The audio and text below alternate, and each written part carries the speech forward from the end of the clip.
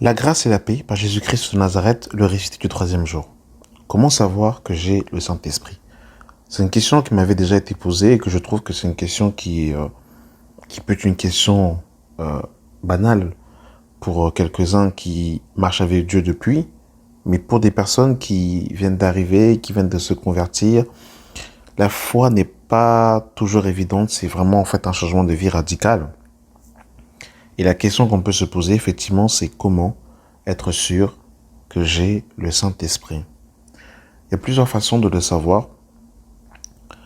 Déjà, la question qu'on peut se poser, comment avoir le Saint-Esprit? Et Jésus-Christ va répondre à cette question. Dans Luc 11, le verset 9, il est écrit « Et moi je vous dis, demandez et l'on vous donnera. Cherchez et vous trouverez. Frappez et l'on vous ouvrira.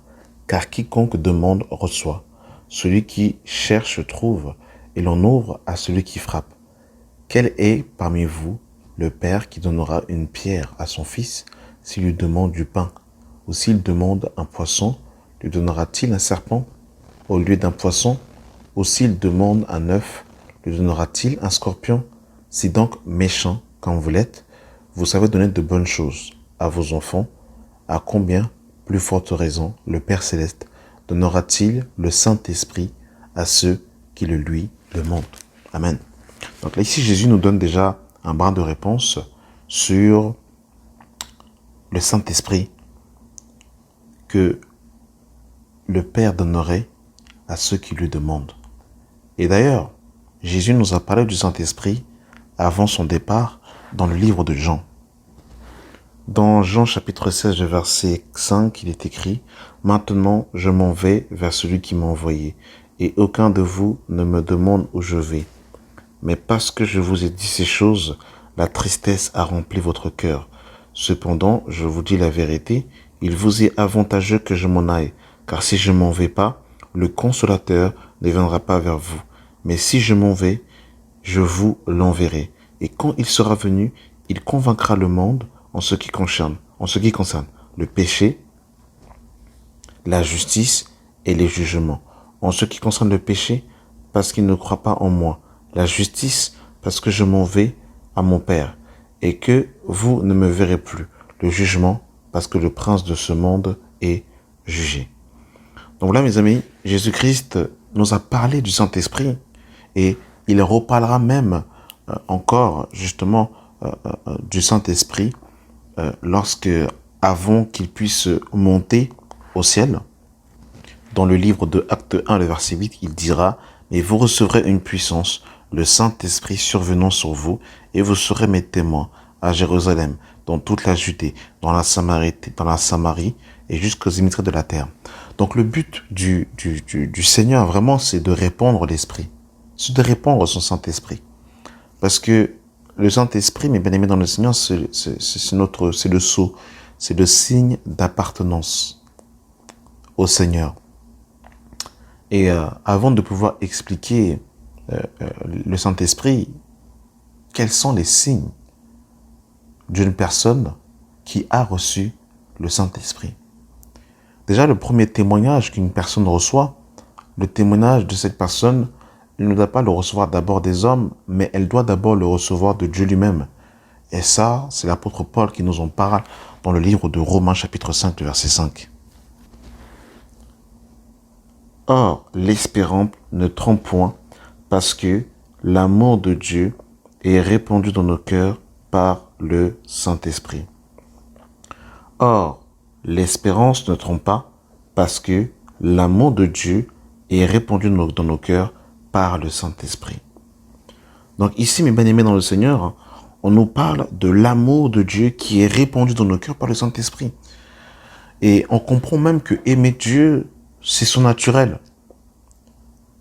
Ce n'est pas de nos propres forces à nous en vérité. Quand on comprend ce passage, on comprend que l'amour de Dieu est répandu dans nos cœurs par le Saint-Esprit qui nous a été donné. Donc, il y aura un amour que j'aurai pour le Seigneur qui surpassera la force naturelle. Mais c'est un amour surnaturel. Parce que beaucoup de personnes peuvent vous dire j'aime Dieu, mais ça s'arrête aux lèvres. Mais l'amour qu'on a pour Dieu, qui est répandu dans nos cœurs par le Saint-Esprit, est débordante.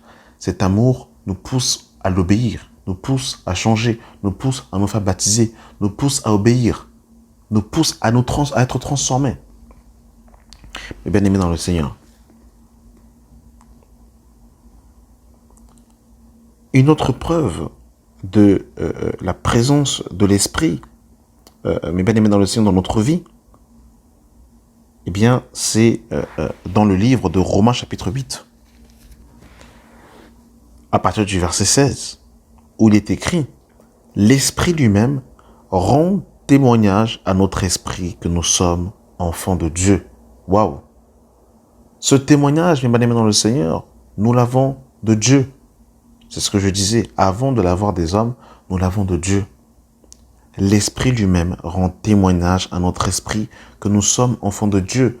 Ça veut dire que je reçois le sceau, je reçois l'aval, je reçois le témoignage de Dieu que je suis son enfant. Et ça, ce témoignage vient d'abord du Seigneur. Il ne vient pas d'abord des hommes. C'est glorieux. Un autre aspect, mes amis, que l'Esprit vient nous confirmer, mes bien-aimés dans le Seigneur, c'est dans le livre de Romains, toujours chapitre 8. À partir du verset 26, regardez comment c'est glorieux. De même aussi, l'Esprit nous aide dans nos faiblesses, car nous ne savons pas ce qu'il nous convient de demander dans nos prières. Mais l'Esprit lui-même intercède par des soupirs inexprimables. On s'est tous déjà posé la question quand on est de se convertir. Je ne sais pas prier, je sais pas comment m'y prendre. Et là, l'Esprit de Dieu est là pour nous aider à prier. Parce que nous ne savons pas quoi demander. Il intercède pour nous, mes bien-aimés dans le Seigneur. Et ça, c'est glorieux, c'est magnifique. Une des caractéristiques aussi de la présence du Saint-Esprit dans la vie d'un chrétien, mes bien-aimés dans le Seigneur, il y a deux choses. Il y a ce que nous venons de citer, effectivement, qui est très vrai, mais il y a deux points sine qua non, incontournables, qui attestent que l'Esprit de Christ est en nous. Dans le livre de 1 Jean chapitre 4, le verset 7, écoutez mes amis, « Bien-aimés, aimons-nous les uns les autres, car l'amour est de Dieu, et quiconque aime est né de Dieu et connaît Dieu. » Je ne sais pas si on se rend compte. Bien-aimés, aimons-nous les uns les autres, car l'amour est de Dieu, et quiconque aime est né de Dieu et connaît Dieu. Donc ça veut dire que l'amour ne devient plus quelque chose qu'il faut forcer quand on devient enfant de Dieu. L'amour devient notre moteur, devient quelque chose de naturel parce que nous sommes nés de Dieu. Parce que Dieu est amour, mes bien-aimés dans le Seigneur. Parce que Dieu est amour. L'amour est un signe de la réception de l'Esprit. Jean dira dans 1 Jean 4, toujours le verset 20, « Si quelqu'un dit j'aime Dieu et qu'il hait son frère, c'est un menteur, car celui qui n'aime pas son frère qu'il voit, comment peut-il aimer Dieu qu'il ne voit pas ?» Vous avez vu, mes bien-aimés dans le Seigneur? Et nous avons de lui ce commandement, que celui qui aime Dieu aime aussi son frère. L'amour, qui est un des signes de la nouvelle naissance. Dans 1 Jean 3, le verset 15, il est écrit « Quiconque hait son frère est un menteur. Et vous savez qu'aucun meurtrier n'a la vie éternelle demeurant en lui. » Waouh! Vous vous rendez compte? Nous avons connu l'amour en ce qui nous a donné la vie pour nous. Et nous devons nous donner la vie pour les frères. Amen. L'amour, un signe sine qua non de la nouvelle naissance. Quelqu'un qui hait les autres, qui n'aime pas les gens, qui veut du mal sur les gens, qui fait du mal. Mais bien aimé dans le Seigneur, il faut se poser des questions. Regardez ce que Jean dira même. Dans 3 Jean, le verset 11. « Bien-aimés, n'imitez pas le mal, mais le bien. Celui qui fait le bien est de Dieu. Celui qui fait le mal n'a point vu Dieu. Vous vous rendez compte? Ça, ce sont des signes qui ne peuvent pas être trompés. Vous savez, un chrétien, quelqu'un qui est né de nouveau, peut ne pas connaître le grec et l'hébreu, peut ne pas connaître les versets bibliques par cœur, peut même avoir il peut même être, on va dire, problème d'élocution, comme Moïse avait. Mais par contre, ces fruits attestent de la nouvelle naissance. L'amour, le fait de faire du bien, ce sont des signes sine qua non de la nouvelle naissance. Et il y a beaucoup à dire, mais regardez un autre signe, bien aimé dans le Seigneur, qui est très parlant, c'est l'attitude par rapport au péché. Celui qui a reçu l'Esprit de Jésus ne vit plus dans le péché, ne pratique pas le péché. Et si toutefois, au cours de sa marche, ça l'arrive de broncher, il sera dans une situation qui sera tellement... il sera en détresse parce que l'esprit qu'il a au-dedans de lui sera attristé. La Bible nous dit dans le livre de Éphésiens chapitre 4, le verset 30, « N'attristez pas le Saint-Esprit de Dieu par lequel vous avez été scellés pour le jour de la rédemption. » Donc l'esprit que nous avons reçu, quand nous le recevons, bien aimé dans le Seigneur, il est attristé quand nous faisons du mal. Regardez, 1 Jean chapitre 3, le verset 9. « Quiconque est né de Dieu ne pratique pas le péché parce que la semence de Dieu demeure en lui. Et il ne peut pécher parce qu'il est né de Dieu. » Waouh! Vous vous rendez compte, mes bien-aimés dans le Seigneur? Les signes apparents de la nouvelle naissance, de la réception du Saint-Esprit. Bien-aimés dans le Seigneur. Ça, ce sont des signes clairs et nets qui attestent que nous avons reçu le Saint-Esprit. Notre attitude par rapport au péché est un premier signe. Deuxièmement, l'amour. L'amour des bien-aimés.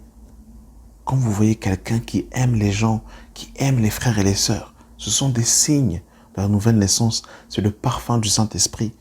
Quand vous voyez des fois des gens en train de pleurer parce qu'ils ont fait du mal, parce qu'ils ont mal agi, ce sont des signes du Saint-Esprit, mes bien-aimés dans le Seigneur. Ce sont des signes du Saint-Esprit, mes bien-aimés dans le Seigneur. Le fait de vouloir, mes bien-aimés, changer, marcher en nouveauté de vie, ce sont des signes du Saint-Esprit. Les signes du Saint-Esprit. Et ça, ce sont des choses qu'il faut discerner. Parce que dans nos assemblées, beaucoup n'ont pas l'Esprit de Christ. Je suis désolé de dire cela. Je ne dis pas cela avec plaisance, mais c'est la vérité. D'autres n'ont pas été transformés. Ils ont juste été métamorphosés par la chrétienté, métamorphosés physiquement. Ils n'ont pas été transformés intérieurement. Ils ne sont pas des brebis, malheureusement. Ils sont encore des animaux, malheureusement. Quand je parle d'animaux, pour qu'on puisse bien comprendre, Jésus-Christ dira par exemple, il n'est pas bon de prendre la nourriture des petits enfants et de le donner aux petits chiens. Les chiens, par exemple, sont l'image des inconvertis, par exemple. Pierre va voir dans Acte 10 la vision de la nappe qui va descendre du ciel avec les quadrupèdes, etc., etc. C'est pour ça que je disais cela, dans ce sens-là. Que Dieu nous aide. Ma prière est que les bien-aimés reçoivent l'Esprit de Christ. Que nous recevons l'Esprit de Christ. Parce que le Père veut déverser son esprit. Le Père veut engendrer des enfants. Il veut les faire passer par la nouvelle naissance afin qu'ils deviennent des nouvelles créations. Parce que la Bible nous dit, et je terminerai par là, 2 Corinthiens chapitre 5, le verset 17, « Si quelqu'un est en Christ, il est une nouvelle création. Les choses anciennes sont passées. Voici que toutes choses sont devenues nouvelles. » Amen. Merci d'avoir pris le temps d'écouter cet audio et que la grâce et la paix soient avec vous au nom de notre Seigneur et Sauveur Jésus-Christ. Amen.